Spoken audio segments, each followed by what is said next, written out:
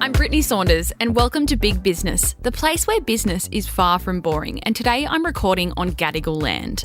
I somehow managed to build an empire from the garage underneath my house, and I'm here on Big Business to share it all with you, from the wins, the huge mistakes, the challenging times, and the funny moments in between. So whether you're in business already, you're not in the game at all, or you simply just want to hear some tea or get some inspiration, this is the podcast for you. Coming up on today's episode, I am joined by yet another special guest. Today, I'm going to be chatting with Victoria Devine. Victoria is a multi-award-winning retired financial advisor, a best-selling author of 5 books. She's a financial columnist for The Age and Sydney Morning Herald, and she's host of Australia's #1 finance podcast, She's on the Money. Victoria is also the founder of Zeller Money, which is an Australia-wide mortgage broking and asset finance company. She has been named in the Forbes 30 Under 30 list in the past and is a driven entrepreneur who seeks to empower individuals on their financial journeys and make finance accessible for everyone. She's honest, relatable, and non-judgmental. Victoria knows what millennial life is really like and where we can get stuck with money stuff. You're going to want to get your notepads and pens or your phones out for this episode because she has shared a whole lot of wisdom and tips with us, and stick around to the end because she has given us all, I think, one of the most slay life hacks I have heard in a very long time. Victoria, welcome to Big Business. Thank you for having me. I'm really excited about this chat. I feel like we've taken turns because I came on your podcast a couple of weeks ago, but you weren't there. No, which is kind of funny, but thank you for being my maternity leave cover. I feel like we picked really, really well. When we sat down, my team were like, V, if you're going away, we could, have guest hosts. And I was like, oh, that would be really fun. And they were like, write a list of who you'd want. Yeah. And you were very close to the top. And I kind of did a little squeal when you said yes, because I was like, of course. She actually said yes. How cool is that? I'll always say yes. I love that. And I had such a great time chatting with your team. And if any of you listening haven't heard that, feel free to go over after you finish this episode, of course, head on over to She's on the Money and listen to my episode. I had a great time talking with your team. We could have chatted for hours. I'm biased, but my team are great. I was a little bit worried that I'd come back and then realise that they didn't need me on the show anymore. We've got this. We're fine. Yeah. So, I'm grateful that they've welcomed me back with open arms, but that's good. I did love the guest series. Yeah, I had such a blast. I'll have to come back on another time with you, though. You can come on anytime. All right, we are perfect. definitely revamping our Business Bible episodes, and I feel like you and I are probably on the same page when it comes to business, hence me being on your business show. Yes. So I'm excited to have this chat. I feel like it'll go really well. Oh, awesome. Well, let's just get straight into it. I thought I could start out by asking you a simple question. What motivated you to start She's on the Money podcast and the community? I want to say that it was this massive lack of financial literacy, and I could see it, and, it was palpable, but it was a little bit selfish. Historically, I have gotten myself into a massive amount of debt. So from a personal perspective, and this is, common knowledge, I got into just over $35,000 worth of personal debt when I was really young. And so I started learning about finance and trying to get myself out of that. And I guess She's on the Money is a culmination of all of that, not knowing where to go, having really bad experiences with males in the industry, being overlooked when it came to being taken seriously when I was like, oh, I want to learn about investing, and people being like, you're a girl, what would you know? So it was a lot of things that kind of came together for me to create She's on the Money. And yes, a lack of financial literacy was absolutely the driving motivator, but I didn't know it at the time. I feel like when you talk to lots of people, they're not like, oh, I had this really great, really clean business idea and it just worked. I didn't know that She's on the Money would become a business. At the time, I was running my financial advice business, and She's on the Money was this love project on the side that I was like, oh, if I invest a little bit of money, I don't expect it to come back, but I expect to have a good time doing it. And so it was, a beautiful experience pulling it all together. And it definitely comes from a lack of financial literacy in Australia and me seeing that gap. But I guess in hindsight, it's a lot clearer than what it was at the time. At the time, I was like, I want to put out content that I would want to experience. And I guess that's where we ended. I absolutely love that. And I think what you're doing is so important because I totally agree that there isn't enough out there, especially for women, when it comes to understanding their finances. And I even say to this day, like my partner, AJ, he does a lot of the finance side of our business. And sometimes people ask me questions, people in our workplace. I'm like, ask AJ. I don't freaking know how any of that works. So I feel like I am even going to take a lot away from this episode with you. And I love that you mentioned that, when you started She's on the Money, it was just this little side thing that you didn't really think that much about. And now you've got this, booming business and community. And this is something that I always talk about here on Big Business is when you start a business, it doesn't have to be this fantastic, amazing, big, grand plan idea. It can be something quite small that you think not that much of, and it very well may just turn into a big business, pun intended. Yeah, literally. I didn't think it would make money. And I mean, if we go back 5 years, podcasting, like what is that? Like it wasn't really a thing. The idea that even, radio networks would pick you up, no, that was insane at the time. Like I couldn't foresee what this industry would become when it comes to podcasting and content creation. But I'm glad that I was there from the beginning because I don't know if it would work today. Oh, I love it. Well, I guess to kick things off, I'm going to ask you the question, why is financial planning so important when it comes to starting a business? Oh my gosh, it's like the foundations of what you're going to create, right? And I feel like so many of us, especially when we get into business, we're a little bit creative, we are really passionate about our ideas, and we want to focus on the output, not necessarily those like foundational steps. Like no one that I know, and perhaps I need a different group of friends, who knows? No one that I know that has a business has actually had a really solid business plan from the start. Like they don't sit down and go to the government website and download the business plan and write out their formal documentation. And they also don't do the same stuff when it comes to financial planning either. You kind of just wing it. And a lot of small business owners start their business by using their personal accounts and, going, oh, well, I don't know if this will be a thing. You might, start really small. You're just like, oh, it's $50 here and there. Like, oh, I'm just going to sign up for a website. Oh, I haven't started my business accounts. I'm just going to fund it personally. And it just becomes really messy. So it's really important to start really cleanly. And I do feel like if you're going to start a business, one of the best ways to back yourself is to go, you know what, I am going to get a business banking account. I am going to separate this. I am going to care about tax from the start because albeit not sexy, like Britt, I'm trying so hard to make it sexy. Like that's what She's on the Money is about, but it's not sexy at the end of the day, but it's those foundations that you need to have a successful business long term.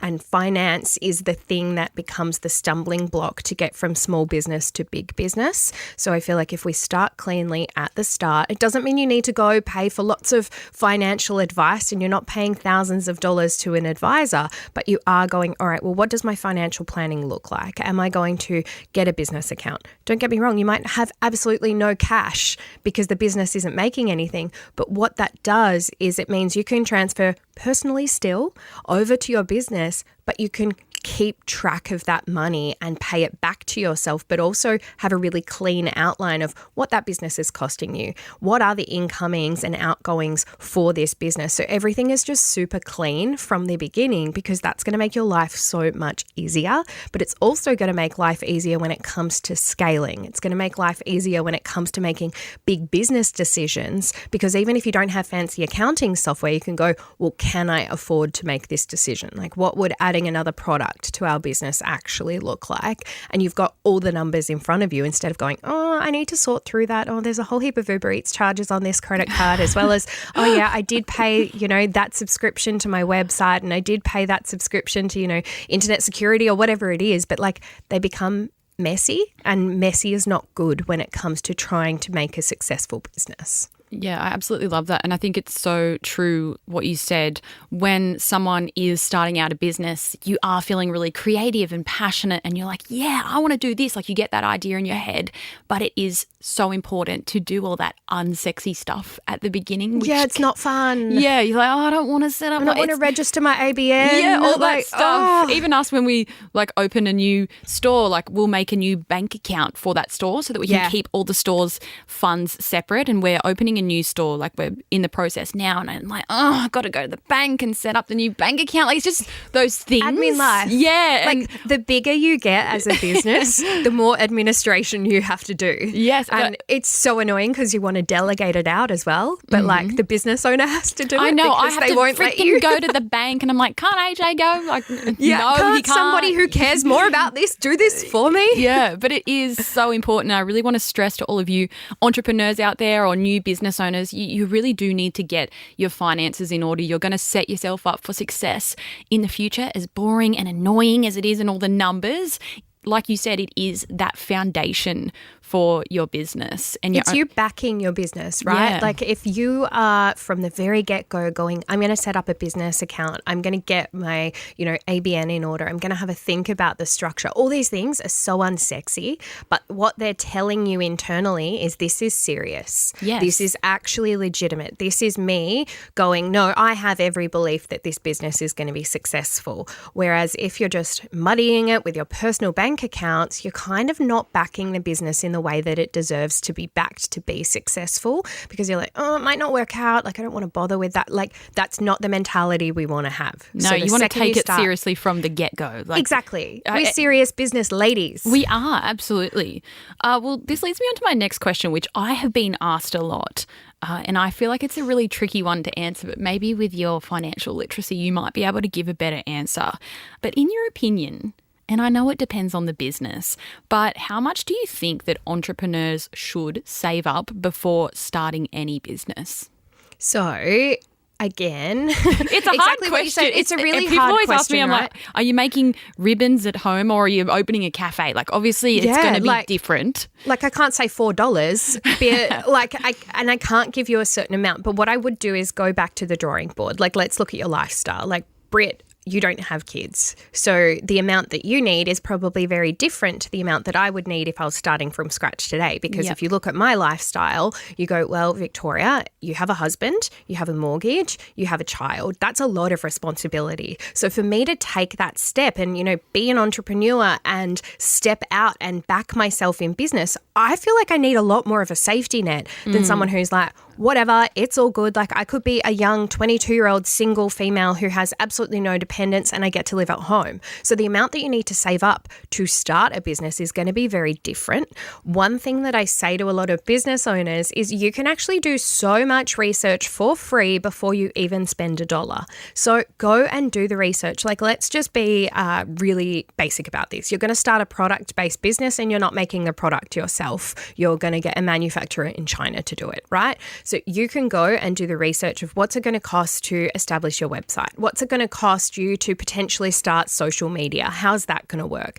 And these are fickle things because, Britt, you might be a wizard at social media on your own, or you might really suck at it and need a whole heap of budget behind paying someone to help you with that. So the amount that you need to save is different. You can reach out to manufacturers overseas and see what their costs are going to be. You can work out what a product is going to cost you to import. You can do all this research and create a beautiful spreadsheet. But then on the flip side, I need you to look at your living expenses and go, all right, well, if I'm going to start putting my all into this business that's not making any profit yet, how many savings do I need to the side? And that's where the difference between a 22-year-old single female and then Victoria in her 30s with a kid and a mortgage is going to come into it, because you could be living at home and your mum and dad are like, oh my gosh, slay queen. We'll look after you. Have fun. We'll look after you. Go live your best life.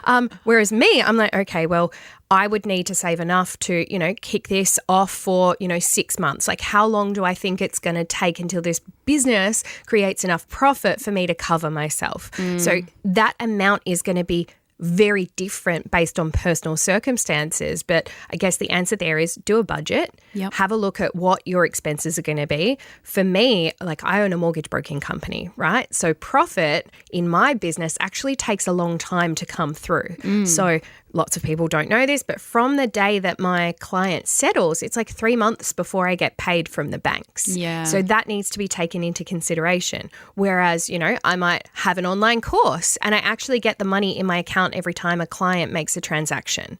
So those things need to be considered. Do I need a 3-month buffer? Do I need a 6-month buffer? Do I need to be planning to pay my expenses for 12 months while this starts off? Or am I planning on working part-time while building a business on the side? There's so many factors. Exactly. So many. Am I saving a certain amount? Well, no, it would actually be wildly irresponsible of us to be like, actually, the answer is $20,000, because that might not be what your business needs and it might not be what your lifestyle needs. So I would go back, do a budget for yourself and what that looks like, do a budget for your business and what that's going to look like, and then go from there.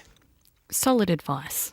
I try. I hope everyone's taking notes. And I think it's also tricky for some people that are stepping into business or they have this entrepreneurial fire, because you do see things online and it's 1 in a million that this would happen. But you do see things where people say, I started my business with $200 and, you know, it can oh my gosh, the entitlement. It can allude to the fact that all you need is $200 and nothing else. But like what you said, there's so many other factors that come into play. And some people have gotten really lucky and just started with $200 and a small thing that's turned into a $1 billion company. But how often is that going to happen really? And also, like, what's the narrative there? Like, what's their privilege behind that? Because I could say that, right? So I could come out, and this is why I hate clickbaity titles. I could come out and be like, Britt, I started my, 7-figure podcast. She's on the money with a $200 microphone and a moving blanket. That's absolutely true.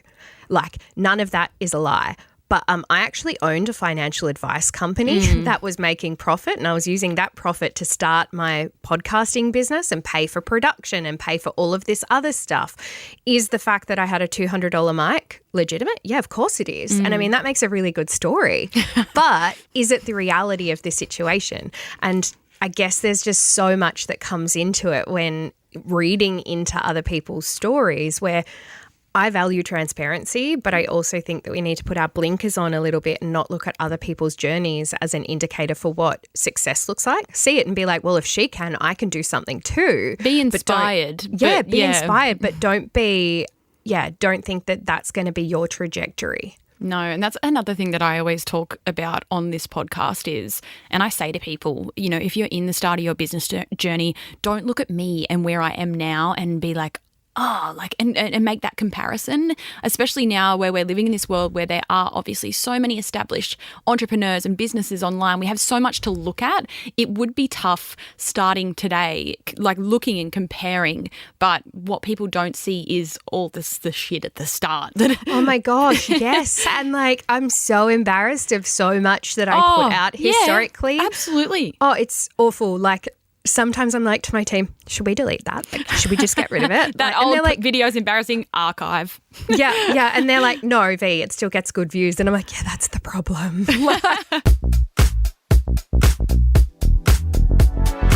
What would you say are some common financial mistakes that new business owners make?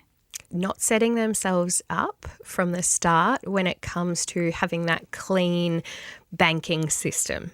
So when I talk about clean banking systems, I'm not just talking about having one bank account for your business. I don't know how you do it. I've got opinions that we need multiple bank accounts. And the reason we need multiple bank accounts is because I never want anyone to be stiff with tax or, having to pay salaries. So I am very much a buckets lady. I like having all my income going into one, and then I take income out and put it into my tax bucket, knowing that when my BAS is coming up, I need to pay that every month. And then when, other expenses come up, I've even got an emergency fund for my business, because I'm like, well, what would happen if I, for some reason didn't get paid for a long period of time? I don't know why that would happen, but if it did, I know that I have 3 months worth of expenses so that I can cover my team's salary, and that makes me feel really safe. So I feel like not setting yourself up properly from the start and not doing enough research into what things are going to cost you. Business is mind-blowingly expensive. It just adds up. And I feel like so many people go, oh, it's not that expensive. And I'm like, I sometimes am just shocked at how much I spend on things. Whether that is, staff wages and how they add up in addition to super and tax. And that's not me complaining. I am not complaining about this. I am so privileged to be able to pay all of this. Then I've got, all the insurances I need to pay for my business, which I think lots of people forget to put into the budget. I pay thousands of dollars in insurance. I feel you. Then you've got rent. And I feel like so many people are like, oh, cool, it's listed at, I don't know, a shop site. $50,000. What's your fit out going to be? What are the insurances on that shop? What are the ongoing costs? Because when you rent a shop, you're taking over every single expense. It's not like renting a house and, if it's shared water, your landlord's got it. Yeah. Like, you got the outgoings with commercial real estate. Yeah, all of the outgoings are now your responsibility. Like, there are so many, I want to say hidden expenses. Oh, yeah. They're not that hidden. Like, everyone, quote, knows about them, but I feel like they were hidden to me. So there are so many. What are those other expenses that we're going to incur? And then all of the stuff along the way. Like, I know that we've got a content shoot coming up. And you would think that that's just like easy, right? You hire a photographer. Okay, but what about the location? I need to pay for a location that's going to allow me to film there and use those videos for commercial purposes. I need a hair and makeup artist. I need, the lighting guy. That's separate from the photographer. Oh my gosh, my photographer doesn't do video. I need the separate video person to get the behind the scenes content. Like, there's just so many moving parts that you go, oh, I thought it was about just taking some photos and whacking them online. Like, don't get me wrong, there are definitely cheaper ways to do things, but business is expensive, which means you need to be looking at the bottom line of your business from the start. Like, I think consistently thinking about, well, what will the outcome of this product be? Like, can I feasibly sell it for $50 or does it actually need to be $100 to be a feasible long-term business? And I think so many times we forget to look at what it's going to cost us and we just benchmark ourselves on what our competitors are doing or what we think in our heads these things should cost instead of like, oh, to make this viable, it actually sits here. So I think doing the research from the start and making sure that you're covering all of those bases, for me, would be the big thing. And it can be overwhelming, but it actually doesn't need to be. Like, open an Excel spreadsheet. You don't even need to be good at spreadsheets. There are little boxes. You can put words in those boxes and start putting words down one side and then how much each of those things is going to cost you down the other side so you can keep track of it. Like, it's all the small things that add up. Do you think as well on this is the part of business that maybe deters people or stops them, is they want to own a business and they love the creative side and they're passionate about whatever the business is, but then when it comes down to crunching those numbers and all the back end part of it, do you think that's where people kind of get put off a little bit? And 100%. maybe It's that's overwhelming. Maybe that's why they push that stuff to the side, which then down the track winds them up in financial stress, I guess? Yes, because at the end of the day, sometimes the perfect person to run a business is not the perfect person to be the front of the business or the creative behind it. And that can be a really hard, realization to come to. Like, the amount of people that I've met who are like, oh, I can't seem to make the business work. And it's like, well, are you sitting down and thinking about strategy? How much research are you doing into this expansion? What are you looking at when it comes to, your financials? Are you sitting down every month and looking at them? And they're like, no, I hate that stuff. And it's like, well, you might hate it and might not enjoy it, but these are necessary so that you can be creative, so that you can, consistently have all of the good times. Like, business, sadly, is good and bad. Like, there are things that you aren't going to like. And I often say, business gets harder the bigger it is because the responsibility becomes more. And I feel like the more senior, I don't know if the word senior is right here, but like the higher up we get, the bigger my business becomes, the more menial my tasks. Like, I'm the one having to do the banking, going to the post office. Like, I'm trying to maintain control. That shit. Oh, it's so annoying, but I'm the only one that can pick up the parcels because my name's on it and I need my driver's license. And like, you think you can send your assistant and you just can't for a lot of these things. And sometimes you got to take your passport. Like, sometimes I've gone to the bank to do something like set up a new bank account and I've got my license and my cards, but we need another form of ID. And I'm like, I don't carry my passport around, then I've got to go home and it's this whole thing. Literally me the other week, I'm at the bank and they're like, okay, so which account is it? And I'm like, I don't mean to be rude, but I have a lot of accounts, babe. Like, they're like, what does what's the ending 4 numbers of this account? I'm like, am I meant to know this off the top of my head? And I was like, can I look it up? And she's like, Oh, yeah. And don't get me wrong. These are the small things that are a privilege to do because you're big. But I think they're the things that the bigger you get, the more you're going to have to do these things. So if you're not willing to do them from the start, I promise that's setting yourself up for failure. You need to carve time out to be working on the business. And when people say, oh, you're working on the business, I think that sounds so romantic to me. I'm like, oh, you're thinking about growth. You're working on the business. You're doing some marketing and branding. Oh, so chic. When the reality is I'm working on the business so the business can still stand, babe. I'm in the background going, oh, actually, do I need to review all the subscriptions in the business to make sure that I'm not, frittering away that's money? us. We've got all we've got all our work phones, and you know how easily you download and subscribe to apps on your phone. So we've got 6 work phones in the office at all times, and they've all got different sorts of apps, editing apps, all this and that. And every now and then I'm like, girls, let's go through the subscriptions in the Apple 100%. ID because you don't realize how many you're subscribed to. The drive here, this is, I don't know how relevant it is. I just think it's really funny. The drive here, I was on the phone to my assistant who was helping me do the reconciliation for my Amex. And she's like, $109.99 to Apple. What's that? I'm like, I don't know. Yeah. I've got no clue. And we're going through these charges and I'm like, did I do that? I could have. What's it for? And these things just come out of nowhere. So I feel if you're not willing to do the small things, yes, you might be the most gifted human being when it comes to being creative, and you might be the best designer, you might be the best everything.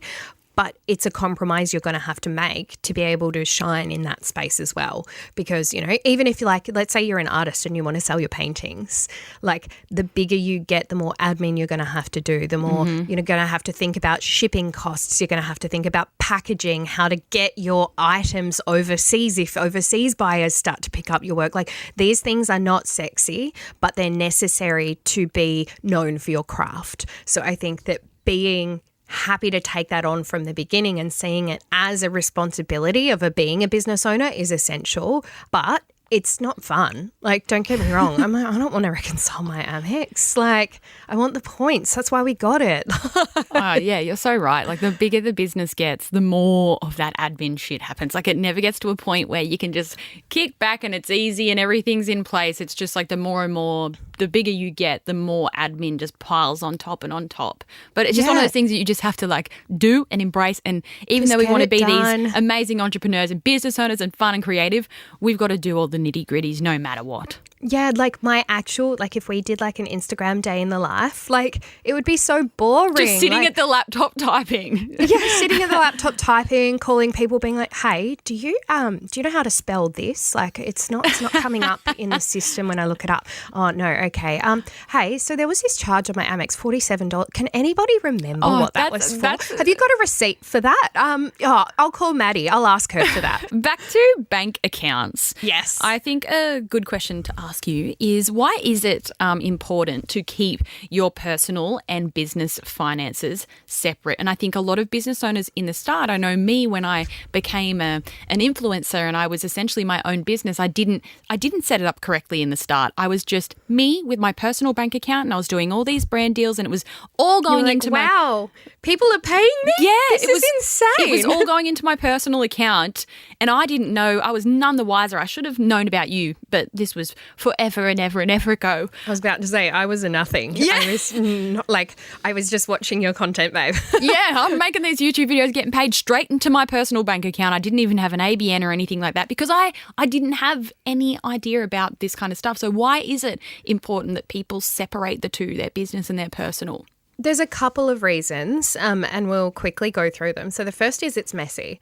So when tax time comes, separating, was that business income? Was that income you've already paid tax on? Was that, you spending on a business expense versus was it a personal expense? It just becomes so cloudy and messy. Whereas every day, if you have a debit card associated to your business account and it's in your wallet with your personal, you can go, all right, well, coffee is personal, but, I'm going to Officeworks. I'm just going to pop this Officeworks charge on my business card. Whereas so many times when I used to do this, I would just tap my card at Officeworks and be like, whatever, I'll work it out later.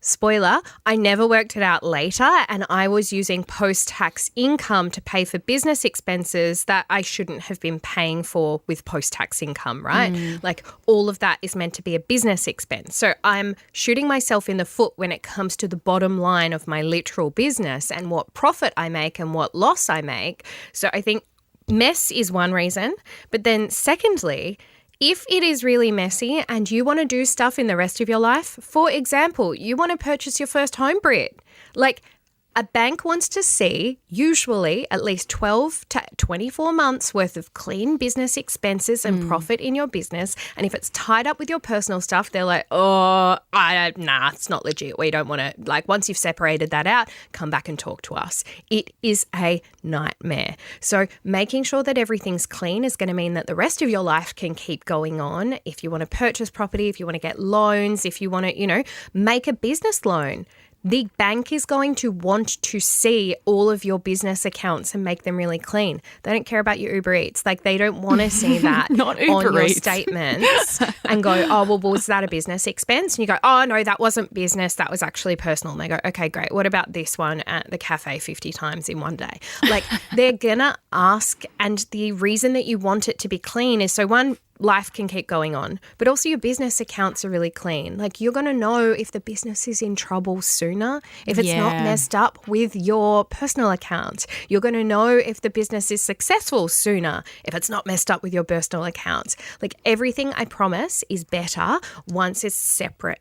Also, the stress. Like, do you know how good it is knowing that I can just go onto my online banking, download the Excel file, send it to my accountant and be like, hey, that's all the business There's stuff all from the this statements. month. Yeah, That's all the statements. It's not mixed up and then you don't have your accountant going, what's this transaction? Is this personal? Is this business? Yeah. Like, it's so good to have them separate.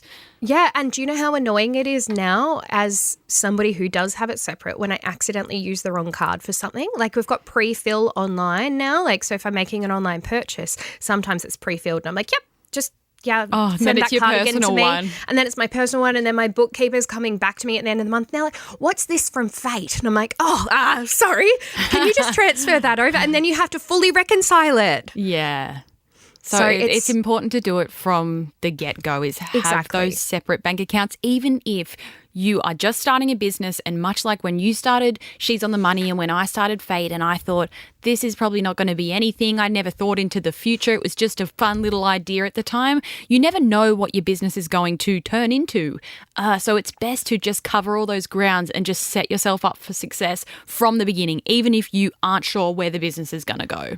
But it's also, even if you don't know where the business is going to go, and maybe this is like a little bit like morbid and we should be really optimistic, it's so much easier to shut it down too. If you decide that it's not for you, having everything separately, you can just be like, all right, cut the line. We're done with that. Like, I've decided to step out of it. Yes. It's not intertwined into your personal life. And for years later, you're like, oh, actually, what's this? Oh, actually, what's like, we just don't want that. Like, we want to make sure that we are caring about it. The other thing I want to say here is around the structure of that business. And I'm sure you've gone through this where it was in your personal accounts and you were like, well, yay. And then things started to get serious and then you went to an accountant and they're like, oh my gosh, Britt, what are you doing trading as an individual? That was me. They're like, why haven't you set yourself up as a business? Company. Like, why aren't you a company? Yeah, because I was just me. And then they're like, you need to be a PTY LTD. I'm like, what does this mean? Like, yeah, like, who is this? What is that? So I think understanding that from the start, and the reason accountants care so much about that is actually personal protection. It's, obviously tax is sexier inside a company than it is if you're paying it at your marginal tax rate. So really quickly, if you're paying it at your marginal tax rate, you're being paid into your personal accounts and you start making bank and you're at the highest marginal tax rate, you'll be paying tax at least 47 cents in the dollar, which is not that sexy, whereas the company rate is 30 cents. And I know which one I would prefer to pay. Yeah. Obviously, it's going to be different when you distribute that income or take income out of the business to pay for your personal life, but that can come later. But at least you're making sure that your business income is maximized. Like, that's a difference of at least 17%. Like, you are 17% better off a lot of the time if you're, that highest marginal tax bracket, putting yourself into a company for that. And it is expensive to set up, but it pays for itself over time. It's also meaning that, nobody wants to get sued in business, but they can sue the company instead of you personally. Yes, it's taking yourself out of the business.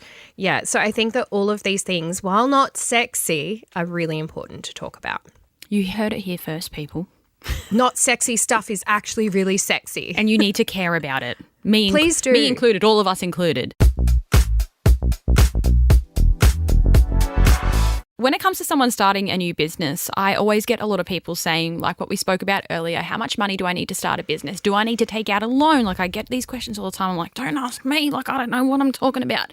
But what are some common funding options for new businesses? And what would you say are their pros and cons? Are you all for people taking out loans?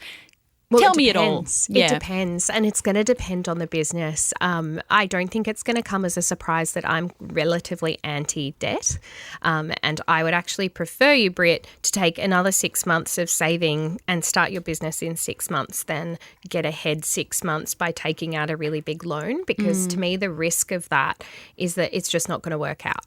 Whereas if you came to me and said, hey, I've got this really brilliant opportunity and, you know, someone's selling a business, tried, true, tested, been around 10 plus years, draws a profit, and I'm going to purchase this, that's a very different conversation than taking out a loan to back yourself. And don't get me wrong, I think we all should back ourselves, but to back an idea. So backing an idea and taking out debt to me is very different to taking out debt for purchasing a pre-existing business. And those are different conversations. Am I against business debt? No. I've never had it personally. And the reason I haven't ever had it personally is because I don't want to owe a bank money for a business, because I know that that's not something that if it's not working, I can sell it, right? Whereas a mortgage, if I go and lend money from a bank to purchase a property, which I have done, I know that if my life goes to shit, I can sell that property, pay the bank back, and we're all clean and good. And like in a perfect world, we all break even. But you can't do that with a business loan. That's why the interest rate on them is so much higher, because they're like, oh, there's a little bit of risk involved here, because like it's coming down to you having to put the work in. Yes. So I feel like avoiding debt as much as possible is a good idea. Funding options, there's lots. I think that it is silly of people to not look into business grants. Like there are so many grants, there are so many schemes, so many like accelerator programs out there now that I think everyone should be putting their hat into the ring for. Like what's the worst they say? Oh, no. Yeah. Okay, no worries. Thanks so much. At least I, put my hand up for that $10,000 grant. Yes. Imagine if I'd gotten it. It would have been great. But I think so many times, especially as women, we don't put our hands up for opportunity because we go, oh, they're not going to pick me. Yeah. But what if they did? What if they did pick you? It would change the trajectory of your business. So I think just putting your hat in the ring and going, I don't care if they say no, it was worth a crack. Like so many of the things that I've put my hand up for, I've been like, oh, this is a bit of a joke, right? Like this is wild. Like I don't know why I'm bothering, have come to fruition. Yeah. And I'm like, oh, holy moly. Like I remember when I got nominated for the Telstra Women in Business Awards, and like that was really cool. But that just means that someone had put my hat into the ring and said, oh, V should be considered. Yeah. But I then had to do my application. I was like to my team, this is not worth it. Like don't bother. Like, not going to do it. We made finals. And I was like, sorry, what? Like this is insane. So I think putting your hat in the ring is really important. When it comes to funding it, you've got personal, you've obviously got loans, and you've also got bringing on a business partner. And I think that you need to really consider what that actually means for you and your business, because that's a bigger decision than just like, oh, Britt seems nice, we should do a business together. And I think a lot of people do get into that in that way so easily. Like I can only imagine, like not speaking from any experience, but when you are excited and creative and you've got this business idea and then you've got this friend or whatever and you're like, yeah, let's partner up and do this. That is a way bigger decision than you actually think in that moment. Oh, 100%. And I'm speaking from experience. I have done this and it has been a terrible idea. Yeah. Like, don't get me wrong. In the heat of the moment, I think it's a great idea and I go, this is going to be absolutely fantastic. But when it boils down, I am somebody who...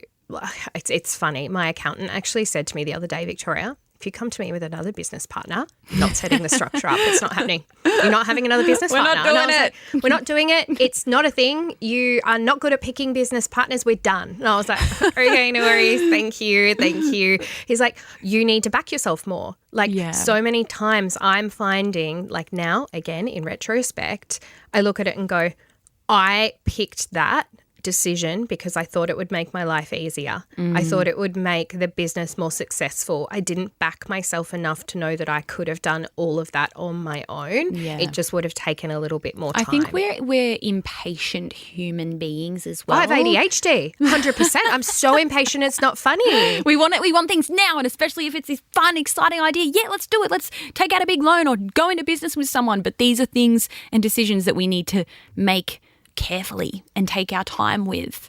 So 100%. I'm with you on that. And as for myself in my business journey, I've been fortunate enough to not take out any loans or have any business partners. And I think from that, as much as I could have got an investor or had a business partner that maybe would have fast-tracked us even quicker, there's something really personally satisfying about saying and knowing I have done all of this on my own. This is all me. Like, I get a really big sense of self-accomplishment and satisfaction going, I funded this whole thing. It's all me. And I think that's really powerful. Oh, 100%. And I wish that I was in that situation, because as somebody who has had, like, I've started my businesses and then taken on partners to hopefully turbocharge the businesses. It's actually cost me hundreds of thousands, if not millions of dollars, because I have done that. Like, mucho regretto, like terrible decision. And I think that talking about it is really important as well, because when it comes down to it, the reason I made those decisions was because I was like, oh, this will turbocharge it and get us ahead and, you know, be what I want. But ultimately, it's not, because they're not on the same page as me. We don't have the same ideas. We do want to go in different directions, whether that is content creation or it is, you know, the size of the business or the ethics of the business. Like, it doesn't matter what it is. We're just not on the same page, because the person who knows your business and what you want to create with it, the best person to know that is you. And you can't convince somebody else to love your business idea as much as you do. Yeah. And I think that that is really hard to wrap your head around. And there's something really satisfying knowing that, you know, I started all of this. I've made a lot of very expensive mistakes along the way, and I'm happy to talk about them because I think that other people can learn from them, but you need to back yourself. And if backing yourself means it takes another year, like, that's incredible, because the outcome of being able to say I did this all on my own is amazing. Knowing that I don't owe anybody any money for my business is so gratifying, going to bed at night knowing that I don't have to turn a profit in my business to pay a bank. Like, it's just so nice knowing that the success of my business is dependent on me, not on somebody else. Yeah, I love that. So to all of you listening, be patient. Take your time, back yourself. Don't jump into things because it's a great idea in the moment, which we've all done things like that throughout our careers and business journeys, is jumped the gun way too quickly because you're excited. And I guess the most important takeaway from this chat, or what I've gotten from it, is how important it is to have your ducks in a row with all that nitty gritty, not so sexy stuff. And, like, keep it to yourself for a while. Like, if you've got a really good business idea, sit on it, think about it. Like, you can ask your friends and family, but, like, set it up from the start. Go do your bank accounts. Go get your ABN set up. Make sure that all of your ducks are in a row. The other thing I would say is make sure that you understand trademarking. Does somebody else have the same business name as you? Like, if you're going to grow, are you going to get into some hot water? And if you are, like, are we going to pivot and change the business name from the start so that we just don't need to go through that junk? Yeah, like that gets a lot of people stuck when, this business all of a sudden in this state over there has come after me because I've got a similar-ish name to them or the same name as them. So it's important to do the research on that. And the bigger your business gets, the more prevalent issues like that are. You might think, oh, it doesn't matter. Like I'm going to start, Britt's shoe shop. And then there's a Britt's shoe shop in, northern Queensland, but you didn't realise how big they were. And they're actually really big online, but you thought that they were little and you didn't think it mattered. Yeah. Like these little things matter. So I think making sure that you're dotting all your I's and crossing all your T's and kind of keeping stuff internal. It's so hard when you're so excited, but making sure that you're putting yourself first and setting it up for success from the beginning is really good. I mean, I suck at instant gratification. Like, I'm that kid with the marshmallows. Like, you've seen that, right? Where the kid gets offered a marshmallow and said, if you can watch that marshmallow for 15 minutes, when I come back, you can have 2. Yeah, but like, no, I've already eaten it. I've already eaten it. Yeah. Like, I just can't. And I think that's what's hard about business because we are so passionate and want it right now. But we know that if we invest slowly and consistently over time, that's where real wealth comes from. And I mean, I'm an ex-financial advisor, so I know that.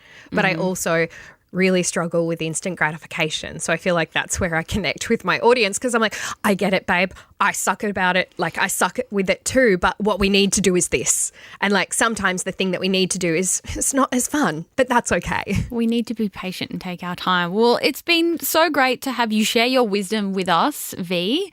I've absolutely loved this chat and I feel like for those listening, they've probably gotten a lot out of it. I hope so. So thank you so much for sharing. And at the end of my episodes, I always end with a tip of the week. It can be a business tip. It can be a life tip. It can be a life hack. I know I should have probably sent this to you before we recorded, but do you I listened to your show. Okay. You know. Come on. You know. I have a finance one. Perfect. And I feel like whether you're a business owner or not, this makes sense. So what you're going to do is go and purchase yourself a Visa gift card. Right. And I know that does, it could be like $5, but you know what you're going to use that Visa gift card for?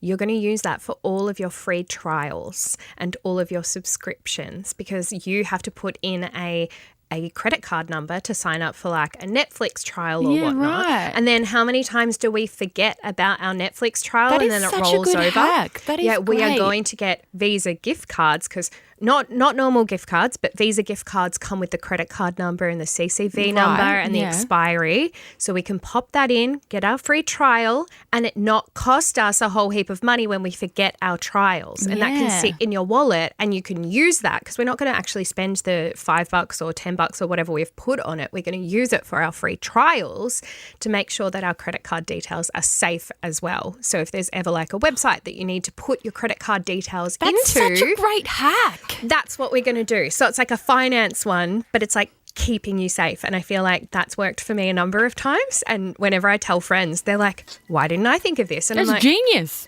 I love that I get to take credit. I absolutely love that. Oh, well, thank you so much again for joining us on Big Business. Tell us, where can everyone find you? You can find me at She's on the Money AUS. You can find me at Victoria_Devine on socials. All of my socials match, like whether that's Facebook, Pinterest, same. Like, come hang out. I mean, I'm not that interesting, but the She's on the Money page is definitely where I would go. You are so interesting. You're making unsexy things fun. Yeah, so like the content's not sexy, but it will put you in the best possible position. And that's what we love. Oh, well, thanks again so much. And thanks for having me. I'll see you again soon when I come back on your podcast, 100%. actually with you. No, I love this. We're going to do it. Absolutely.